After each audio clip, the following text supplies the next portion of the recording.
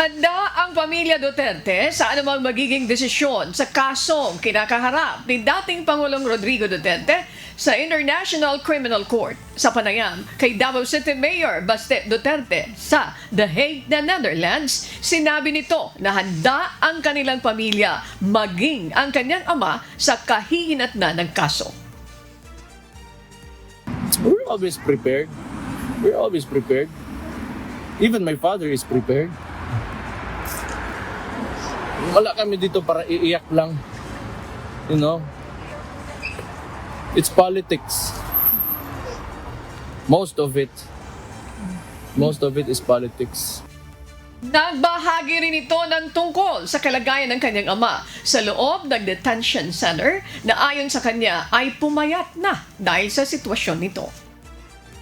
Of course, lahat naman siguro pag ikaw nilagay sa detention unit, you get depressed, you know, you don't want to eat the food because wala kang gana. I think that's natural for everyone, huh? Samantala, sinabi rin ni Mayor Baste na wala siyang balak tumakbo sa mas mataas na posisyon sa susunod na eleksyon.